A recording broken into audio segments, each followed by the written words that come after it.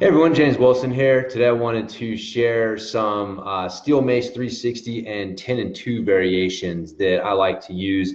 The Steel Mace 360 and 10 and 2 is definitely the most popular exercise that people do with the Steel Mace. There's a lot of stuff that you can do with it, but that's definitely the signature exercise that we think about: getting a mace, being able to swing that, do the 10 and 2s and the 360s. But unfortunately, there's a lot of people who aren't using all the variations that they can. And so I'm going to show you some and some ways that you can work them into your program. So starting out, I'm going to grab my Steel Mace here. And the first one that I wanted to share with you is a kneeling Steel Mace 360.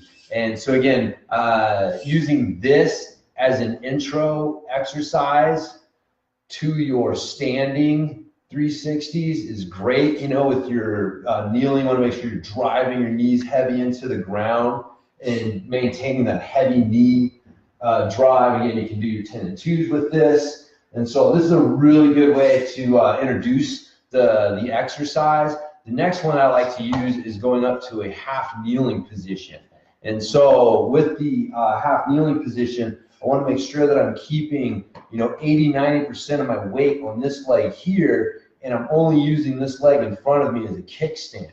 And so doing my 360s from this half kneeling position in maintaining that weight distribution, not leaning forward and using that front leg a lot, really works these asymmetries. You'll find that switching which leg you have in front will most likely feel different.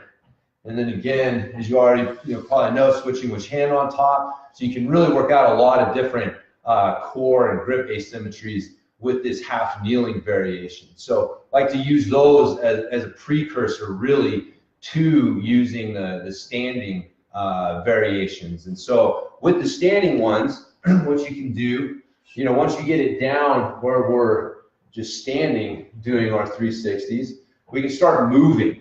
All right, and so you can walk forward with this. And again, there's definitely a bit of a timing element in learning how to time your steps with the movement. Definitely becomes a challenge. You can do this with your 10 and 2s, going forward and backwards. And again, you can also work some lateral movements where you're working, side to side. So again, timing the movement of the mace with your steps starts to increase that challenge. And so again, just some different ways to start looking at moving, because again, being able to do the 360s is great, but realistically you should be able to move while doing these as well. One thing I will also point out that you can do is using these hip bands. I like to use these to give me a little more extra hip and glute training along with the 360s.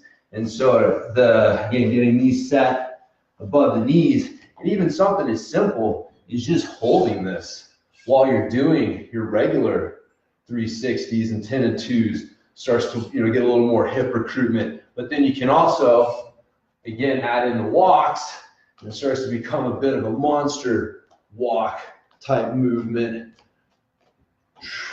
So you're really working the hips a little bit more along with all the great stuff that you're getting from your regular 360. So anyway, so just a couple things for you to look at. I mean, honestly, if you've never done any of these, I would start at the beginning. Start with the kneeling 360 and 10 and 2, and then move on to the half kneeling, and then get back up doing the standing ones and start working on some moving ones in there. And so again, there's a lot of different ways that you can increase the challenge from your Steel Mace 360s and 10 and 2s besides adding weight. But anyways, definitely put these in your program.